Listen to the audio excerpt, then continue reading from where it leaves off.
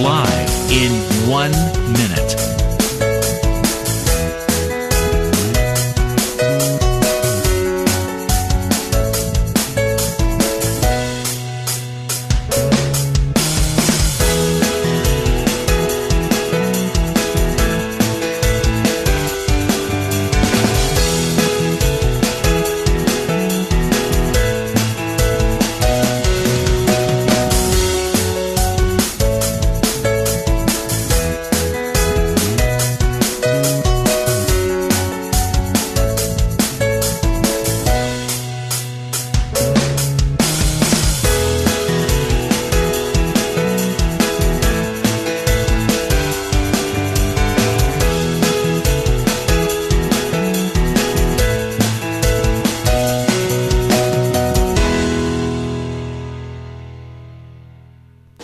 Welcome to Lynn Cullen Live at pghcitypaper.com. Email your questions and comments to Lynn at pghcitypaper.com. Well, if anybody tuned in, first of all, apologies for those of you who arrived on time for the program as opposed to the host. We're on LC time. Lynn No, Cullen I've time. never in my life done it. Ever. But I sat here loyally awaiting my companion. He was here. He waited for an hour for me. I'm so sorry. It's a boring story of probably pharmaceuticals and... You should see her, ladies. Oh, jeez. No, I just totally thought it was an hour earlier than it was. So that when Jess called me at 10 and said, Are you almost here? As I'm standing there in my skivvies, and I was so confused by the question. I said, no. Then I realized, oops, something's awry. Anyway. Well, no, isn't it, connected to that, didn't under the Bush administration, they enacted a law that like 2 years from now, there's going to be no more daylight savings. No. Yes. Because it's been shortened in the last, because now it used to happen when, like May 1st? No, I think it's been elongated. Yes, it's long. The opposite. But we're not going to, I think 14. You think we're just going to leave it like that? Exactly. And I think the reason for it was, other than stupid Bushisms, but I think it means because of that, Americans will be able to hook into trans-Pacific markets longer. Well, I knew it had to do with markets. But it's going to totally screw up the cows and the chickens and whatever, because they really no, but they really respond to when light Well, I know comes they up, do. I know they clearly do. There'll be no more eggs. Oh, and what will we do without the egg? Hey, do you say egg or egg? Egg. I say egg too. Who says egg? People in Pittsburgh? No. Wouldn't it be correct though to say egg? Why you is say it egg? tomato and I say tomato. You say egg. I say egg. No, I don't say egg. I say egg. But I'm sure egg is the proper pronunciation. Why wouldn't it be EGG? Why should it be anything but egg? And there are people who say egg. And they look at people like you. Well, there are also people who say wash, too. So, I mean... I have a feeling... There you are. No, I have a feeling we're incorrect on this one. Well, can we look on the... I don't know. Maybe Jess will... Jess, could you look on a real dictionary where they give you the... I bet you anybody it's dual pronunciations, but... Well, egg. Why wouldn't it be egg? Egg. No, because I'm thinking like I'm saying a diner. Okay, how do you pronounce the word B-E-E-N? I have there many times. I've been there. No, been. You say bin. Okay. What else would you say? Ben, which I grew up saying. Ben? I've been there, which is well, that's, I think, very subtle. Ben? Egg? Ben? Well, they all are sort of subtle, but I said Ben. Yes? Egg. E-G-G. Egg. And they don't have egg there. No. That even has a secondary? No. I want some scrambled eggs. Next time I go to Pamela's, eggs. They specialize in eggs. Yes, I know. I'm sure they would know how to pronounce them. Eggs. I don't know. I'll have to bring that up the next time. Okay, so we've disabused you of this mispronunciation, which you have gone through. Something else. Oh, yes. yeah, it's written by him. What did he say? Egg is perfectly okay. It's egg like bag, leg, blah, blah, blah, except in parts of New England and the South, Midland, and Southern U.S., where these words are frequently said with A. to rhyme with vague and plague. Okay. And we're in the Mid-Atlantic. We're Yes, not. yes, we are. You grew up in the upper Midwest. I've never So heard did upper I. Midwest. Well, that's it. And they did not say upper Midwest, but somehow it's up there too then. A. Well, I don't really have a Midwest But then you accent, say so- leg instead of leg. Yes, you do. Leg, yes. You say leg, egg. What are the others? Bag? Beg? No, I say beg. I say beg, too. Well, what is this Oh, about? I- Well, there's absolutely no... Well, you slept Listen, late. Well, So- Jeez. Well, you know they say when you sleep like that, when your body just insists that you get more sleep, Well, that's that probably you true. need it. That's probably true. Yeah, I agree with and- that. No, it was interesting. I remember... The tyranny of the clock. Oh, yes, of lost course. out in my life. Oh, today. two things on that. One, if your listeners and viewers are in New York now, there was, I guess it's about a year old now, there's a Swiss artist, but who lives in New York and London, called Christian Marclay.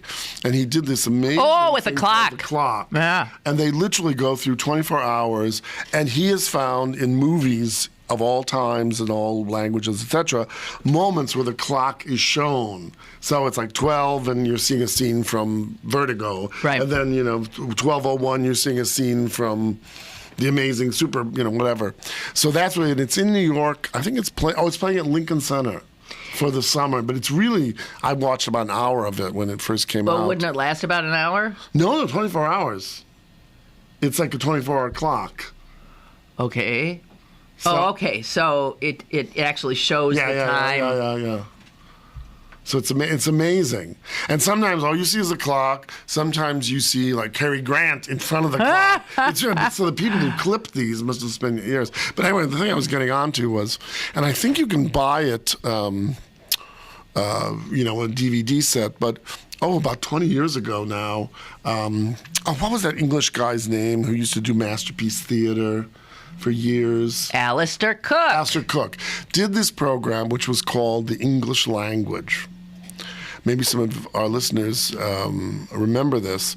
And he looked at English from the first speaking of English, going back to Hibernian and Germanic roots up until the present moment. And the earliest bits were very anthropological and what tribes moved from here to there. But then I remember as he moved upwards, it was very interesting, and he looked at, there was one program which was about upper class, or what the English would say, posh accents. And it was very interesting because he went to places like, those really swanky private schools, or public schools as the English would call them. We'd say right. private schools. And the people at that time, like in the 30s and 40s, spoke very properly as English. Oh, you know, some crumpets. And then the show was on, I guess, the late 70s. Well, then he went to the same schools, and now everyone sounded like they were from California. I mean, they had an English accent, but it was very uninflected. Huh. And that's a very quick Oh, it is. alteration. But I think the Americanisms, it's very funny because one of my friends married a British guy about 30-some years ago. And I remember their kids, when they started going to school, I remember saying, your kids don't have those cute English accents. And I remember Irene, the American person, said, no one upper class speaks that way anymore. You're thinking of Victorian times. it is. What is it, though, with kids? When I was in the south of France, there was a British family that was staying at the same place, and that little boy, every word he said, if we were at the pool, every word he said, I would just melt. I would, Mommy, Mommy. Mommy, what do you think? I mean, there's something so adorable So cute. about these But little not when kids. Prince Charles says I know, mummy but to his 85-year-old wife, mother. But little kids, little kids' voices are so make you and when melt. they're so precise that way, and they're so pristine and so lovely.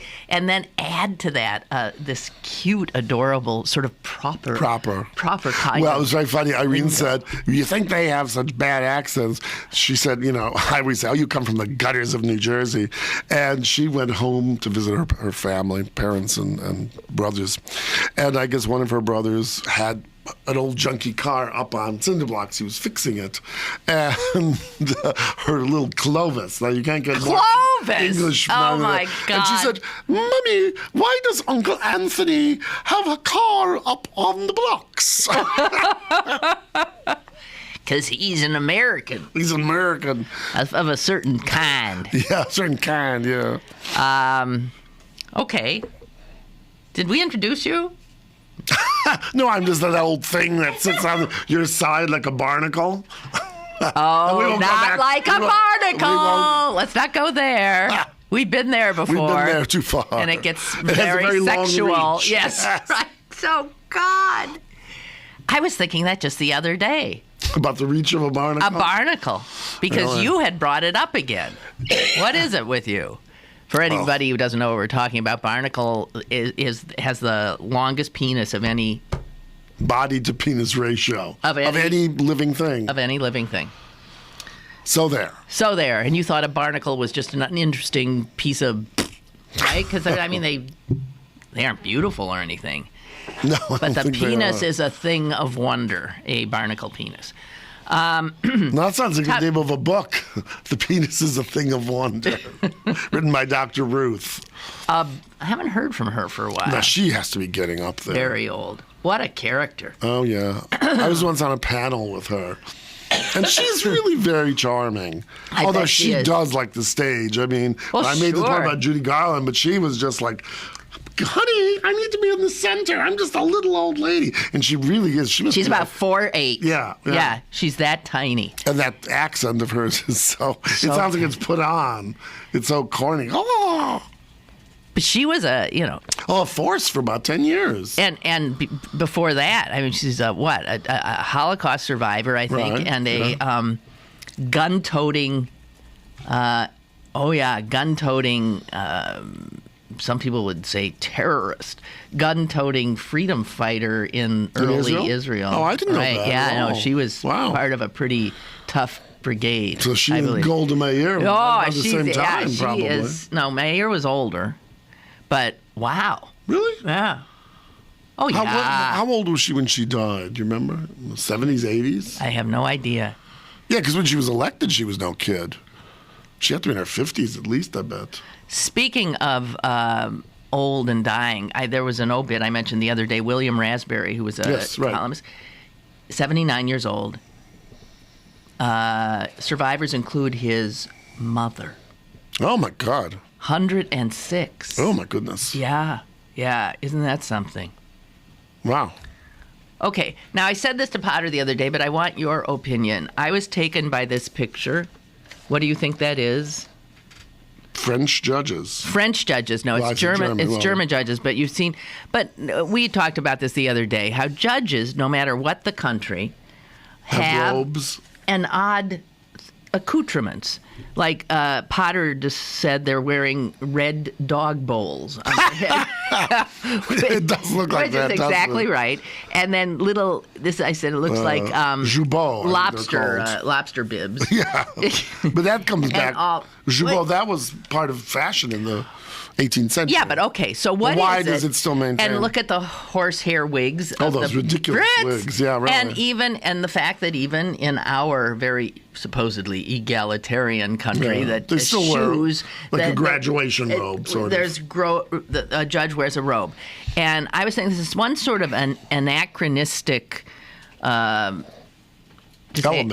Yes, I was going to say vestige, which that would have been redundant. Yeah. An anachronistic element that all cultures and societies seem to absolutely hang on to. Now, tell me why you would think that is and whether or not you agree with it. Well, number one, I think it is number one, yes. Number one, I think historically, probably, judges ultimately come out of something ecclesiastical, I bet.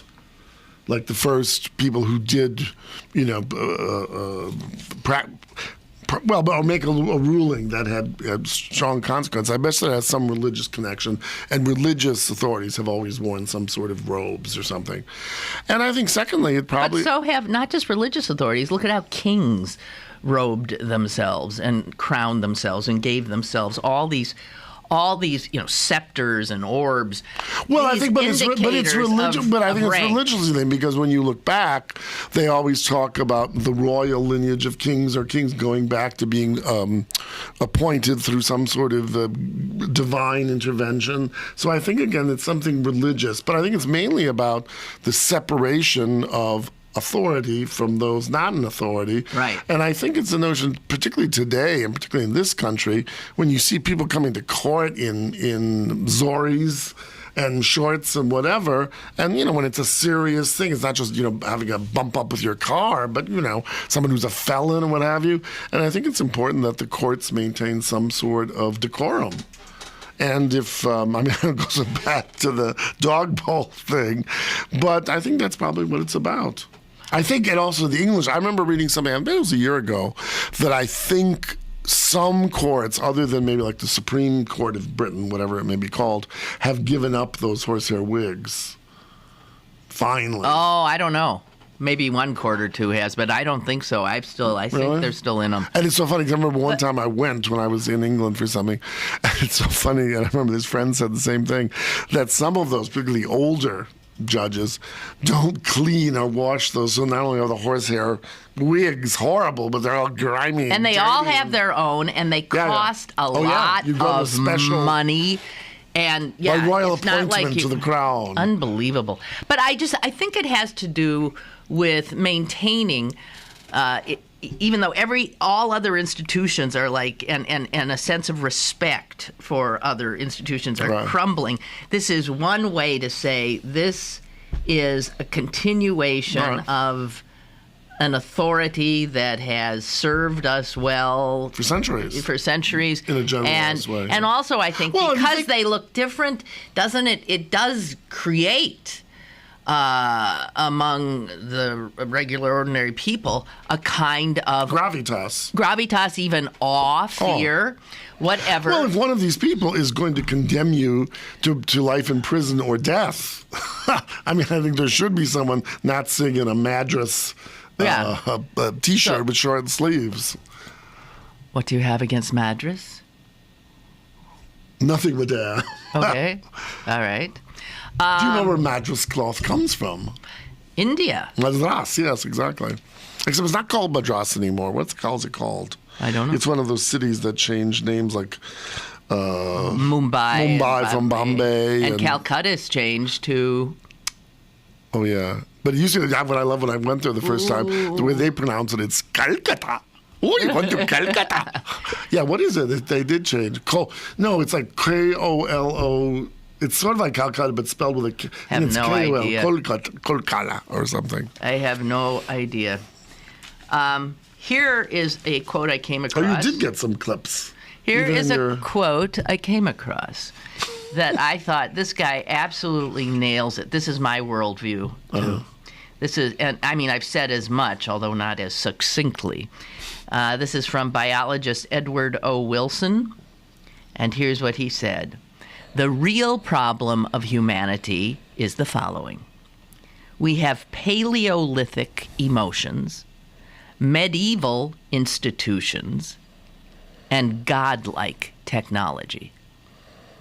I absolutely so agree with him. We are so little removed emotionally from the caveman. We are. How would we know that? Come on. Because we're human, and humans at base are pretty much the same. We're driven by the same the same lusts, drives, needs, desires, all of this kind of stuff, because we're human, the human animal. And I don't know if I'd buy that. No, you know, I mean, wait. Let me. I would you say can give a Neanderthal a cell phone. Yeah.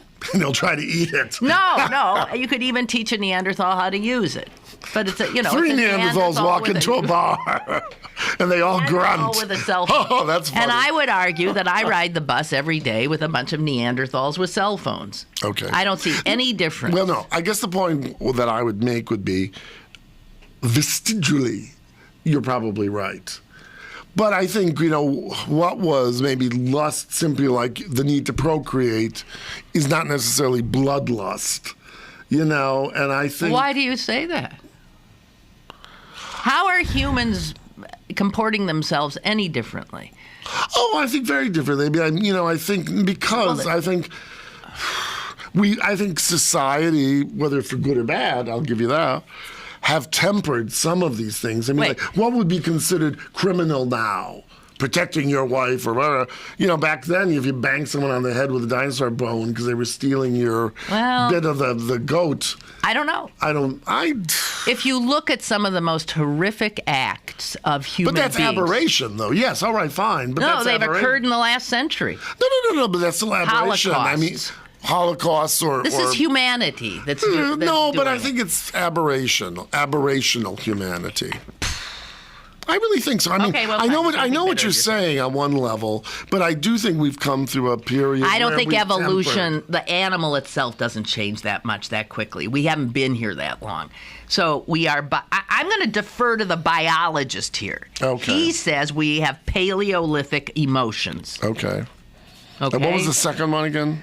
Medieval institutions. That's I give true. you my red robe judges. Yes, I agree with that. And everything, the churches, the everything. So we're the and that's one of the reasons they've lost the people in many cases. Right. No, true. First of all, they're old and they're ossified and they're corrupted. Well, did you read that piece? Was it the Times or the Wall Street Journal? Just a few days ago.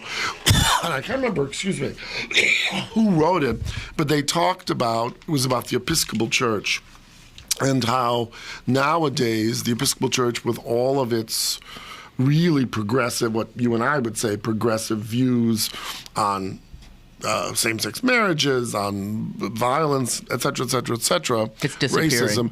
Well, yeah, that it's disappearing. And the point is that conservatives are much more steadfast, whether it's in religion. Well, they've got something more to be steadfast about. If they maintain doctrine.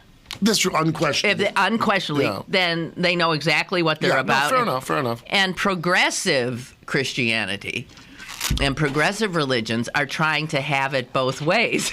They're trying to hang on. True. They're trying to hang on to that which they love and admire, but pull the rest of it a little bit more into. And I guess that just doesn't work as well, maybe. Well, that's true, because if you allow all the mainline churches if you allow are dying. someone choice, that's choice. It's that's not right. thou shalt. And then you're already losing. Right. Yeah. Right. So I did read that article, whatever it was, and it is true. One wonders if progressive religion can hang in there, because the more progressive you get, the more liberalized you get, the more choice you give, the looser the framework.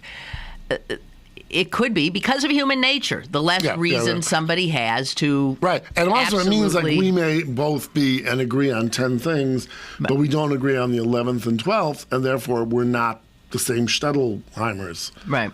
And it's interesting, but then when you go back to it, though, on one level, the beginnings of religion, at least Christian religion, which I know more about than others, you look at things like the New Testament and some of the words. Now, again, they've been translated many times and mistranslated. Yes. But it's not "thou shalt" all the time. It's let he who is without sin cast the first stone, and the three greatest things are charity, love, hope, and love, and blah blah blah. They're not these clump I mean, if we're looking for the divine proclamations, they're pretty damn situationalist. And they're not so. And it's man who comes in. And maybe then it goes back to your point and this biologist point that they are Paleolithic. Man wants to say, do it or don't do it. Don't leave it to these guys with the red dog balls on their heads because they know better. Yeah. I don't know. And I think certain people need strong structure to comfortably live. Yeah, exactly.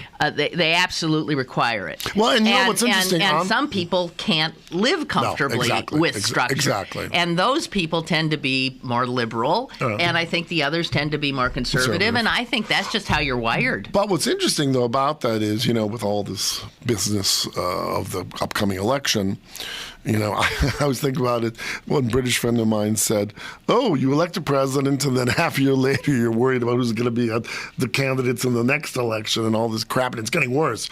I think in all my life, it's so prolonged now. Yeah. But anyway, when you look back to Romney or Obama, looking back to the original conveners and writers of the Constitution, they were some smart guys, and they wrote outside their own personal religious beliefs to write something that would absorb and embrace all of the diversity. Well, I think they wrote within their religious beliefs. They were deists. Well, they right, believed in a deists, sort of right. supreme something, enough. but they didn't know what the hell it but was. They weren't they necessarily Presbyterians or Puritans or whatever.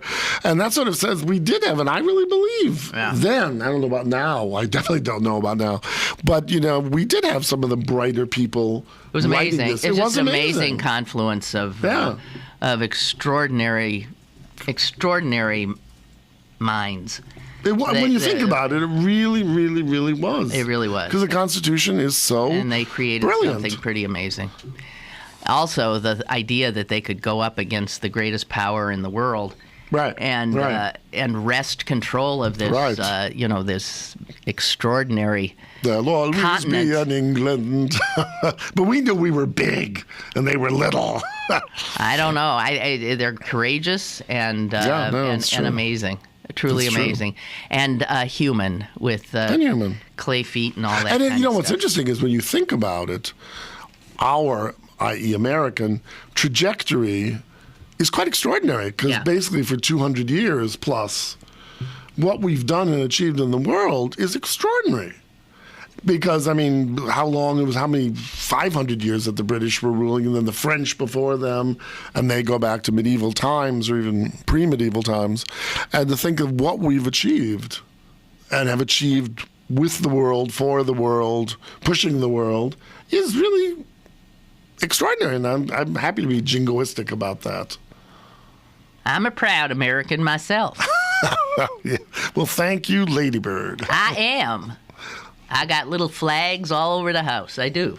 Good for you. Because I don't like those conservatives thinking they own that flag. Exactly. No, you're absolutely right. I don't like it. I've got little flags in vases. I got little flags. I do.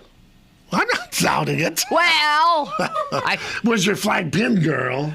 I do have a flag pin. But I had one at one point, but when you wear one, everyone thinks you're, Well, that's why you should wear them. It's sort of Well, that's true. Then it blunts the... It's exactly why I think all us more progressive type, liberal types should wear flag pins and carry heat. Okay? Carry heat. Oh, your guns, you mean? Yes. That I haven't used that word in my vocabulary yet. Packing. Packing. Are you packing? Yeah, exactly. Yeah, but look, if we're packing, look at all those kids. Last week, 3 kids were shot. The same day in Pittsburgh. And then what was there, yesterday? The day before? Oh, 2 kids were shot horrible. in McKeesport. No, I know. Shitty McKeesport. I know. 2 kids. I don't know if they were both killed, but they were both badly hurt. No, I'm not so sure. People have been getting killed so so much. Oh, Chicago, the rate And is the up Chicago's way up. 400%, And when it had been declining for years and years and years. Yeah, well, let's keep it up, America. Let's just keep these guns everywhere. Makes everybody safer, doesn't it? Sure does. Oh, yeah, I can see my own eyes how much safer we all are. Right, exactly. And how innocent people are being saved by all these guns out there. Really? Yeah. Because the point is, I mean, yes, desperados, well, that's a marvelously old-fashioned word. Oh, will no, always... it's a wonderful Bob Dylan song. Oh, really? Oh. Desperados. Oh, right. That's right. But, I mean, they'll always find some way to get guns illegally. But to me, the more frightening thing is, it's the fact, like with kids and that, where they don't really know what they have in their hands, and it's like click, click, click, like with a water pistol, will That's click, right. click, and someone's dead. You're dead. Okay. Or I would, if I was surprised in the night, and juggling in my Really, bedside, yeah. shoot your toe off. Yeah, that's but right. I remember, do you remember this? This was, like 15 years ago or something, where a man had been his home had been repeatedly broken into. And it was an elderly fellow, I think it was somewhere in this Alabama or something. And why is it when we always think of horrible stuff, it's always in Alabama? I guess because it is. But so he set up, and it was proven by the police that the desperado always came in through this one window off of his porch into his kitchen. So he set up, and he knew who the guy was and all that, who had come in and stole his microwave, and the next time stole something else that was important. So he set up some sort of jerry-rigged system where when you open that window or that window screen thing on the window, a gun would go off. So this guy came in third time, gets shot. He's shot in the leg, and I guess the result was that he had a limp for the rest of his life or something. So he goes to the court and sues this guy for harming him, and the court's ruled in favor of the desperado. Like the man should have had a sign saying, what's the Pittsburgh word, jag off. If you come in by window, warning. Can you believe that? I mean, the man was protecting his home, and they ruled in favor of the jerky desperado. Seems a bit odd. But it's Alabama. And on that note, let us take a break. As the phone starts ringing from 443 or whatever there. But it's Alabama. We'll be back. Stick around for more with Lynn Cullen Live after this. Go to birdbargains.com for great deals on tickets to the Science Center, the History Museum, Carnegie Museums, and some of the best restaurants in Pittsburgh. During the month of July, spend $50 on Bird Bargains merchandise and receive a $10 gift certificate to Buca di Beppo. Birdbargains.com. Local deals, local merchants. Birdbargains.com.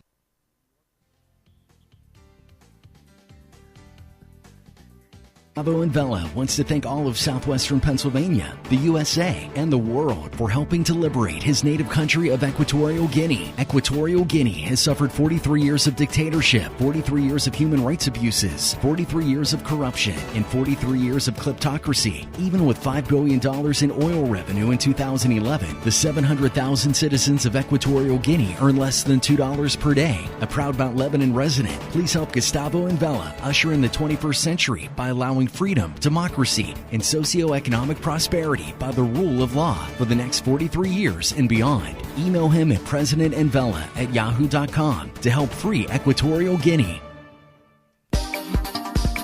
You're listening to Lynn Cullen Live at pghcitypaper.com. Once again, here's Lynn Cullen.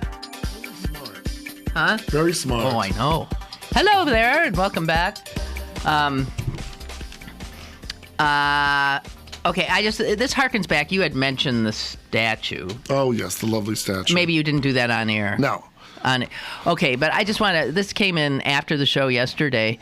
Potter and I had been talking about it, and I thought it was a smart email from a Penn State alum.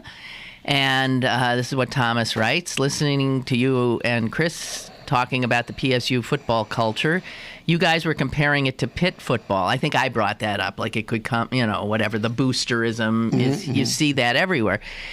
And he said a better comparison would be with the Steelers. the Steelers are the big team for a 100-mile radius, and this is where the fan base lives that fills the stadium. The same as all the other land-grant colleges out in the middle of nowhere. All of those people didn't go to those colleges, but they're swept up in the school's culture, like people who move to Pittsburgh are swept up in Steeler culture.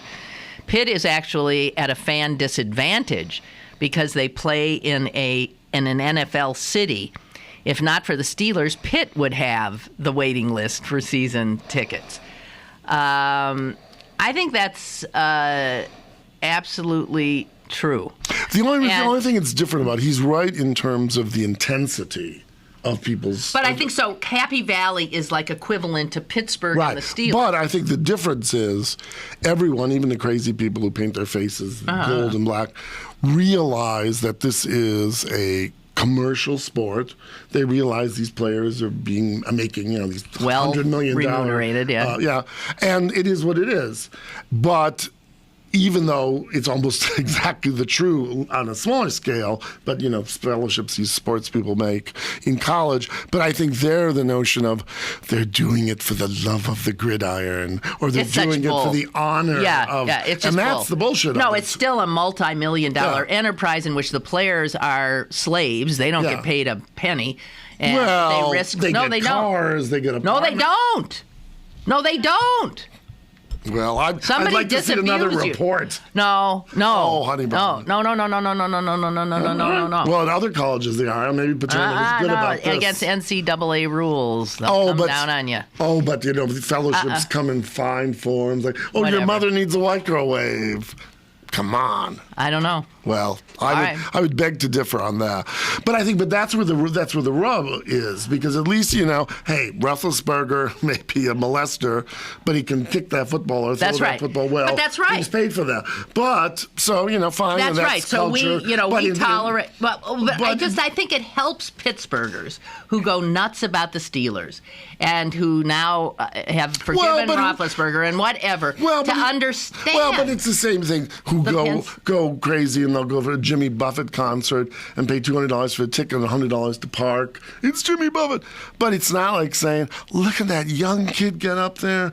He's not doing it for money. He's doing it for the love of sport and all that. And it's a kind of weird mind fuck. I think that involves things like athletics. Well, the fact that because it's amateur athletic association, but it's not so amateur. Well, it's a university. I mean, the fact is that these institutions that sponsor the game, their mission is not to sponsor football. No. Exactly. Their mission is. Well, I remember when I was a personal thing, even though I was certainly a wuss in terms of sport, fag boy, bad sport, but at the University of Chicago, when, he was the brilliant president, I can't think of his name now, but anyway, in the 20s, because the University of Chicago was part of the Big Ten. Right, he pulled them off. He pulled them off, and he changed the curriculum to be about the great books, etc. It was a great thing that the university did. Higgins, no. What the hell was his name? It doesn't matter. Oh, it doesn't matter.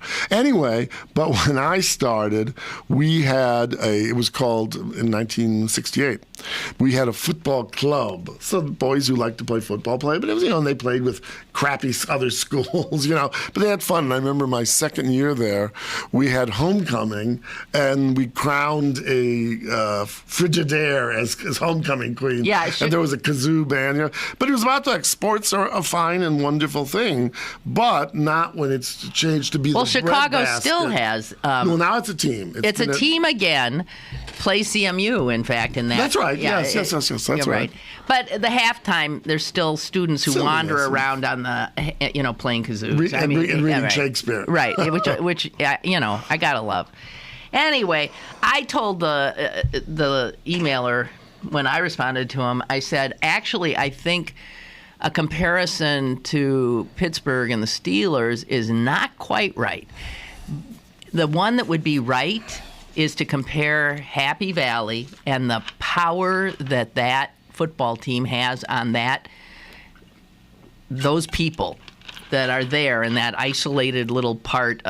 It is the same as the Green Bay Packers. That's what it's the same as. There's no other anything in Green Bay. There's nothing. There's not. I mean, Green Bay. That's it.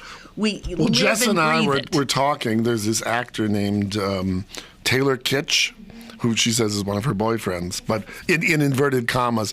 But he's a decent actor, but some of you may remember him from that wonderful, wonderful TV series called Friday Nights Live. Mm-hmm. No, Friday Night Lights. Friday Night Lights, that's right, yeah.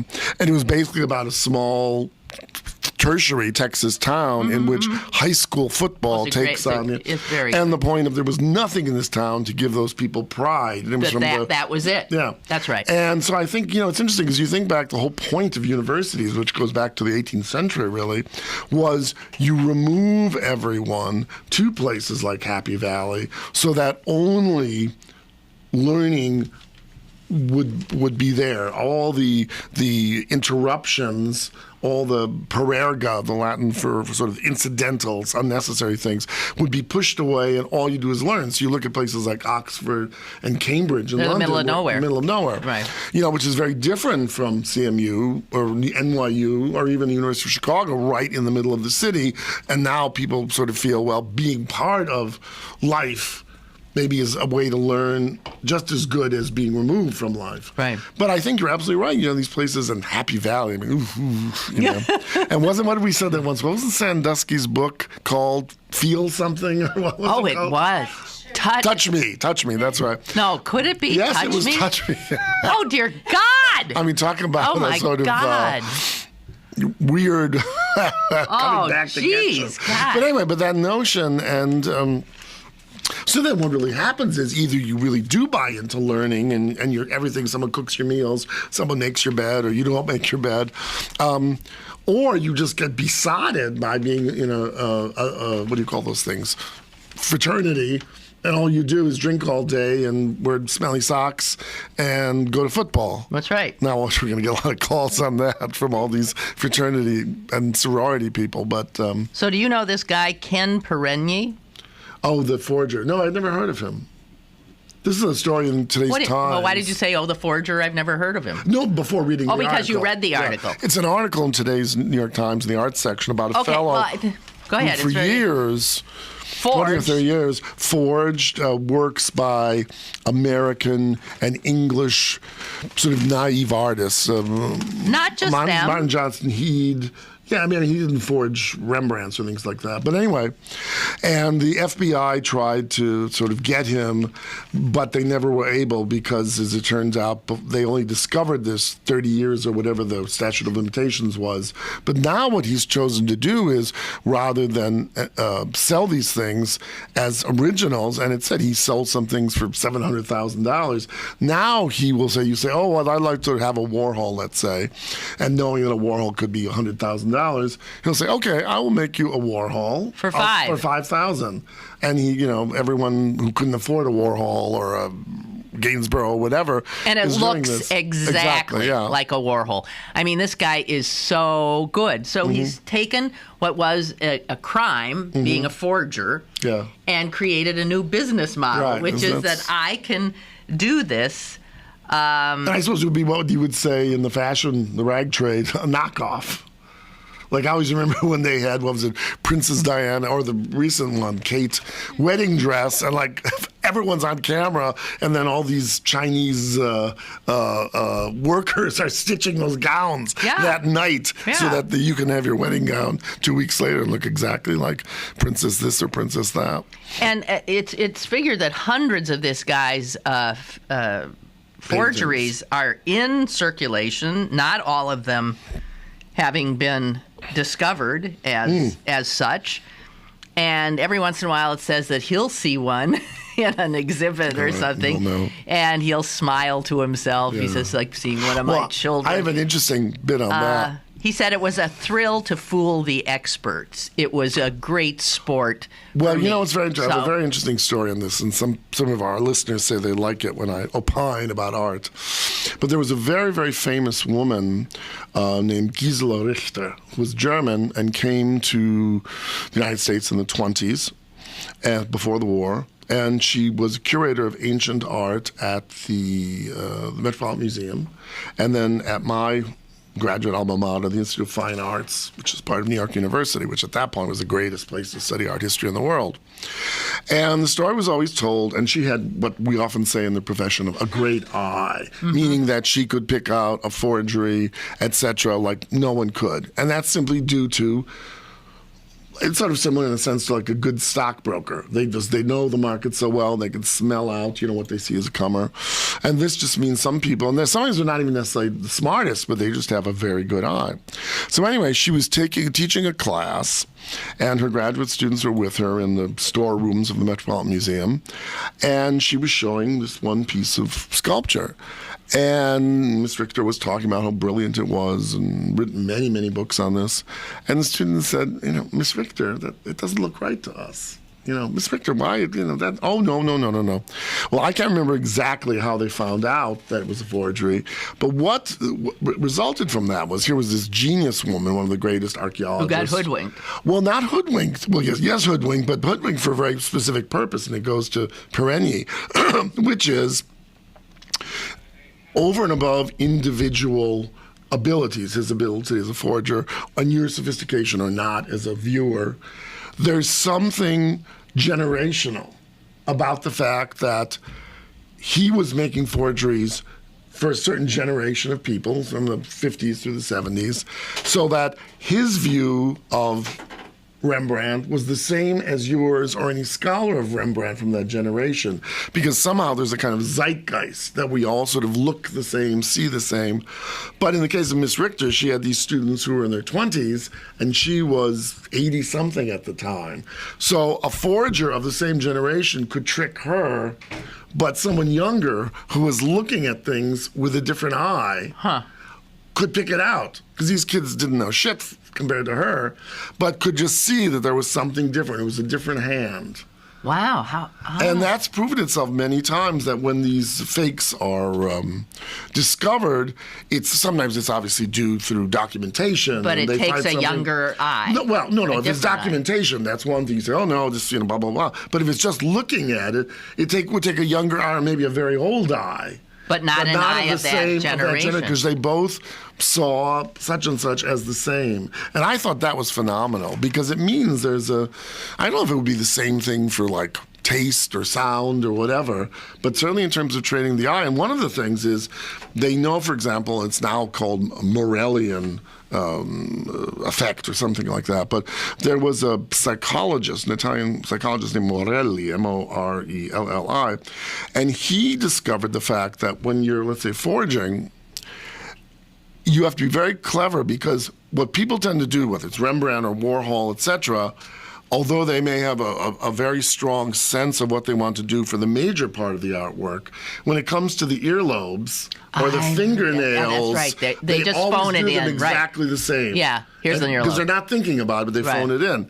And that's where they often have been able to find forgeries, because they'd say, that fingernail's not like all the other fingernails or earlobes or nose hairs or irises. So it's partly of the same thing. There are certain things which the eye sees and it transmits to the brain, and other times where it doesn't.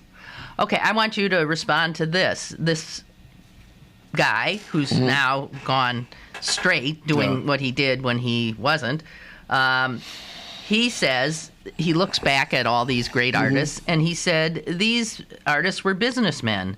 They made multiple variations of a painting and employed other artists in their studio to replicate their work. We know this. Yes.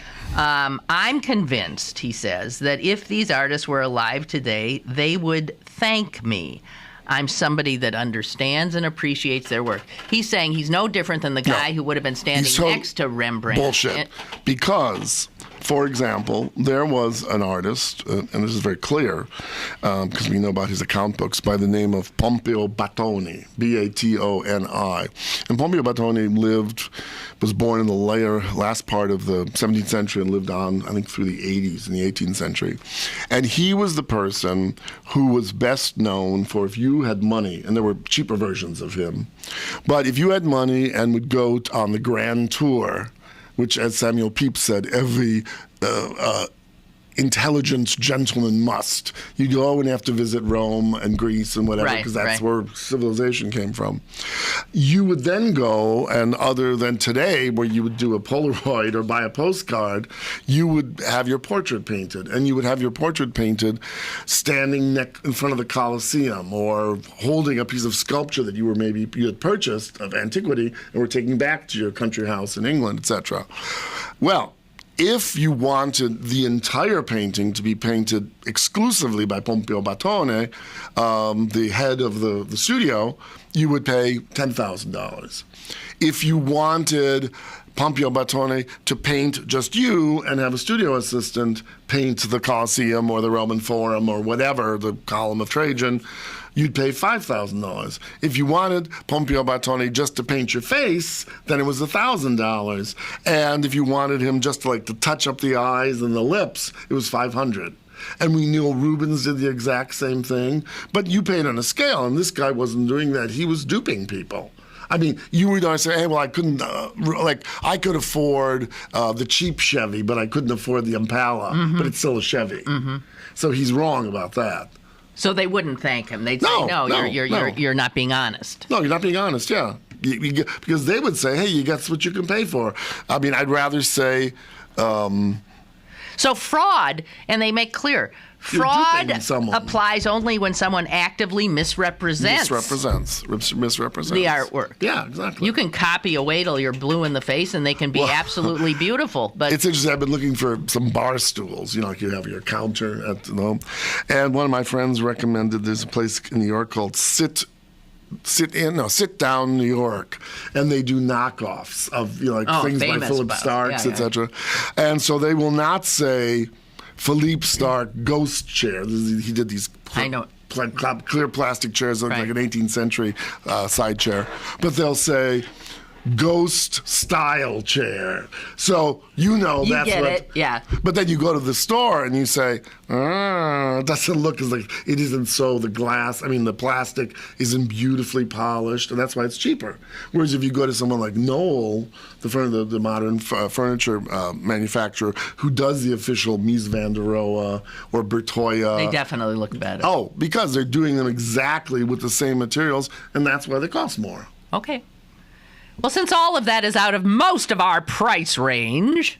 Not really. Well, what do you make of the woman in Palm Beach or something who has bought a lot of his art? She owns some of his versions of Picasso, Modigliani, Miro, and others, and she has them all hanging with the real deals, because she buys real art, too. What do you make of that? Well, it's her home. She can put whatever she wants up. And if she's honest about it, on one level, if she's honest about it, those facsimiles, probably, which is the best choice of the word when it's not a forgery, because everyone knows what they're paying for, it's no different, really, I suppose, on one level than putting up a poster or a reproduction of an artwork. No. What do you mean, but it certainly passes as the real deal when it's surrounded by... I know. Well, if she goes in and says, "Oh, don't you love my Picasso?" No. But she doesn't. No, so it's like an interior designer who says, just spend money on one great piece, whether that's your, whatever, sofa or an incredible lamp, and we'll fill in everything else from, IKEA. Yeah, and it's going to work. And it's going to look, you don't have to, you can mix. Yeah, sure. Well, I think it's honesty. If she just likes, the Demoiselle d'Avignon, it's not for sale, the great Picasso painting in New York. But if she likes it, and she's honest to say, I like it, and I'd like to have something that's a painting, not a reproduction. It's just supposedly Bill Gates in his home in Seattle has this system where in each room, bedroom, living room, dining room, he has projectors that are so fixed that he'll say, today we're having an Italian meal. Let's surround ourselves with Caravaggio's. And he projects them on the walls for that evening. Or, I'm in a American mood. Let's have some Richard Diebenkorns. Why not? Why not? If you're Gates, you can do whatever you damn well please. I got to get another break in here. We'll be right back. More is on the way with Lynn Cullen Live. The end is near. Voting ends Sunday in Pittsburgh City Paper's annual Best of Pittsburgh Readers Poll.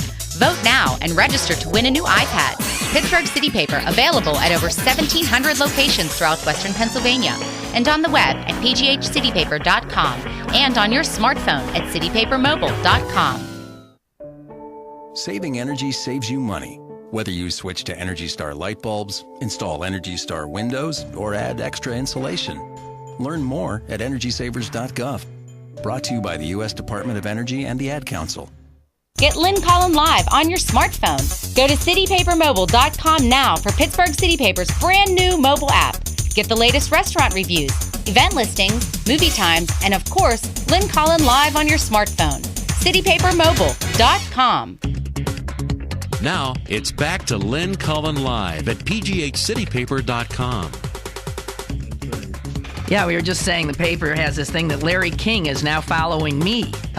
He's going to have a show on the internet. I remember once I was in one of those fancy boutiques like Gucci or Bulgari or one of those, and he was in. I heard this sort of rah, rah, rah. I turned, and it was him with I think his 15th wife or whatever, and she was sort of 30 or something. And he, oh God, I'm close. He's even more gross than he is on TV. Yeah, I mean like alligator skin. You know, I got to tell you, I never liked the guy, but when I first got my radio show. He was nice enough to call up, be my guest. Oh, wow. On I think it was like the first week. Really? And he said, I remember he gave me. Approached you, or you approached him? No, we had to approach him, of course. So he gave me some great advice. Oh, okay. Which was, don't ever do your show for the callers. Hell with the callers. He said, of your show, he said, the callers will represent less than 1% of the audience. So you're getting a false, if what callers say is making you get a sense of who your audience is, you're getting the wrong impression. Well, you know, it's interesting. And I think that's well, no, something I've because tried it's interesting. to remember. Someone, and now, you know, living in Pittsburgh now for a number of years, smaller market. I remember someone telling me in the newspaper business that when you really looked at letters to the editor, there are about, what was the percent? A few people who could, and they have to cut them and say only 2 letters. Well, my favorite is Oren Spiegler is the one who's everywhere, and he's been a guest on my show. He writes probably 10, 12 letters a day and posts them to everybody. You see him in the New York Times, you see him in magazines. And he's good. He's very articulate, and he's got a point of view. So, yeah, you end up, I know, there are papers here that have what they would call the Spiegler rule, which is you only let them in twice a year. Yeah, whatever. You just can't do it because there are people who, and I think that's great. That's somebody who wants their point of view out there. Well, I certainly can relate to that. Yeah. Yeah, I get But there are to do also it. sometimes people who, whether they agree with us or not, I don't mean us, not necessarily the two of us, but they tend to be people who are very focused and also can be disgruntled, and they're going to call up and because they hate something like I said about fraternities or something. And all right, that's the point of view, but that, as you say, as Mr. King said, it's not the norm. Well, here's what it says. His show is about half an hour long, so he's only going to do a half hour, and he tapes them 4 days a week, and people come to his house. He's sitting in his house. It's a backdrop that suggests restless retirement because it says all this autograph, photographs, trophies, memorabilia. You know, you never know what to do with those things.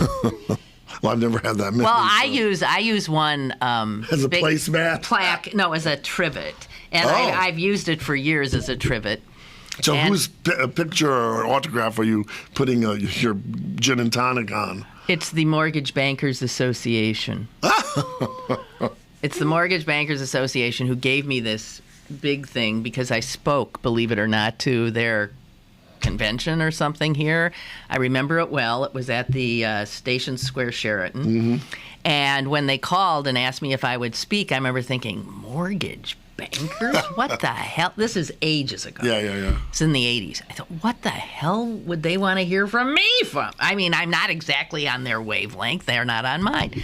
So I thought, okay. Did they want you as an inspirational speaker? I don't know what they were thinking. So what I said, I didn't want to do it. Okay. So what I said is, well, my fee, I can't remember. Maybe I said $2,000, which sure as hell was not my fee. I mean, it was way over. $2,000. Okay. I thought, jeez, God, they're giving me $2,000. Give me on the banking circuit. Well, man, did I work on that baby. I gave them the greatest speech of their lives. And it was a relatively, you could tell, hostile audience, but I did have them laughing and stuff. I finish up my speech. They give me this big plaque, and then this woman slips me a little envelope, and I said, thank you so very much, thank you so very much. And I remember racing out of the Sheraton. Raced to my car, which was in the parking lot right next to it. I cannot believe that I rip open the check. I mean, the envelope. And I'm still blanking on what it was, but it might have been $300 or $400. Did you call them on it? No! I was so freaked. I was so stunned. I was so... Obviously, what? Would somebody have... I'm a wuss. You think most people would have marched in there and said, hey! No, what you should have done is, as a journalist, can you believe what that skeezy bank did? God. Don't put your money in so the there's first... I don't know. So stiffed. I didn't. I just went home. And to this day, I have used that plaque. It's all marked up now. So there you are. What was it? The Bankers Association. Mortgage Bankers Association. You know what's annoying about that? If they had someone like Jim Rohr speak, when he's done marvelous things, but they certainly wouldn't have given him $300. No. I mean, you probably would give a much more, he's not the most I was much more entertaining. Right? And forget that. The one thing I learned from friends who are lawyers, that was a contract. The first thing you learn in law school, a contract is an agreement. Yeah, but I didn't have anything in writing. Well, all right, but it was a verbal contract. I know, but so I could not. And what they should have done is called you that morning or the night before or whenever. Well, then we put it to our bettors, and they said they can't afford it. Would you still do it for $3? I mean, that's really cheesy. They thought the plaque made up for $1,700. Unbelievable. No, I would have gotten the plaque anyway. Whatever. What nonsense. So that one gets used. I mean, all the others are stuck in boxes. I was thinking of maybe putting them up on the walls of the little powder room in the basement. That's cute. Yeah, that's nice. Should I do that? Yeah, do that. Because, I mean, what are you going to do? Yeah, no, I think it's nice. I mean, it's sort of part of your history. Yes. It is. It's sort of it is. I think it's quite important. Yeah. It's like I got a lot of people who things. love to put, who are in the theater world and all that, when you go to their homes and on top of the grand piano are those photographs, with someone with Peter Duchin or whatever. Well, You danced with Peter Duchin? Where did I get invited the other day? Oh, I got invited to something for Bob Casey at the Duquesne Club. And if I fork over, it wasn't much. $1,000? Maybe it was $1,000. I get to have my picture taken with Jennifer Garner. Oh, really? I believe. Oh, who's she? Ben Affleck's wife. Yeah, but what was it? Was she La Femme Nikita or something? No. Yeah, I think so. I don't know what she was. Not the TV version of that. I think that was her. Maybe. Nikita, the woman who by the day is a nun, and then I don't think she's done much anything or something. Yeah. I'm sure that was her. But anyway. No. Well, but why like there? what? I don't know. I guess she must be. But also, why would they care? I don't know. I mean, I think they want Betty White or something. I don't or know. Celeste Holm, but she just dropped the. I mean, dropped dead, but ain't going. Yeah. So I think we did it again. We've pushed into noontime, so you're all going off to have your lunch. Or luncheon, or how do you say it in Grand Rapids? Lunch? Lunch? Lunch. I might get eggs. Oh, and I might get bread. Leg of lamb. Leg of, I'd say leg of lamb. With mint sauce. I was found out by a speech teacher at the Neighborhood Playhouse School of the Theater in New York City when she wanted us all the first year to read a little thing, and she wanted to get a sense of where we were from. And I thought, she ain't going to get me because I speak so well. And I don't sound like I'm from Green Bay. I just am from Green Bay. So I read the little thing, blah, blah, blah, blah, blah, blah, in my best. The rain in Spain. The rain in Spain stays mainly in the plain. And she said, you're a plains girl. And she said, Northern Midwest. She said, Northern Midwest. Probably Wisconsin.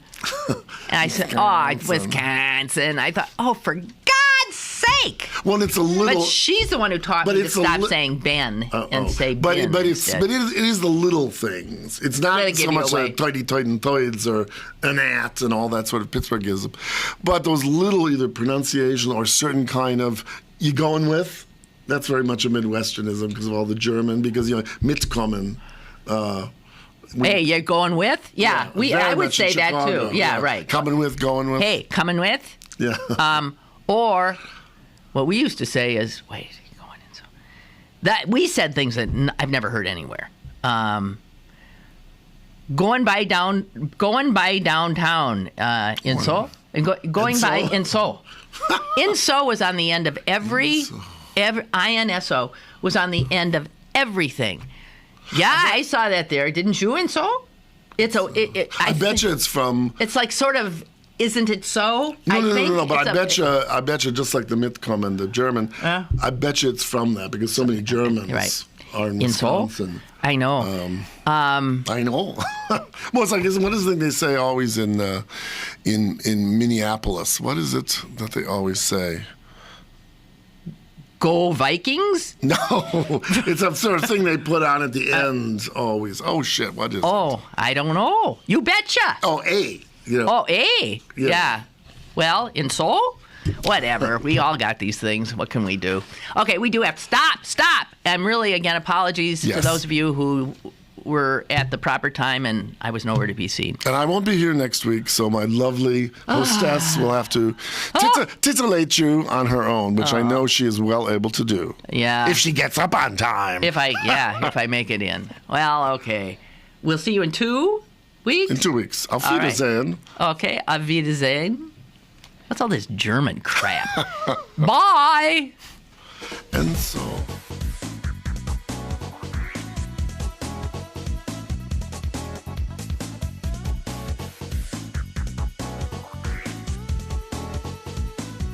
Lynn Cullen Live, Monday through Friday from 10 a.m. to 11 a.m. and archived at pghcitypaper.com. The opinions expressed on Lynn Cullen Live are those of the host and do not necessarily reflect the viewpoints of Pittsburgh City Paper, Steel City Media, and its advertisers.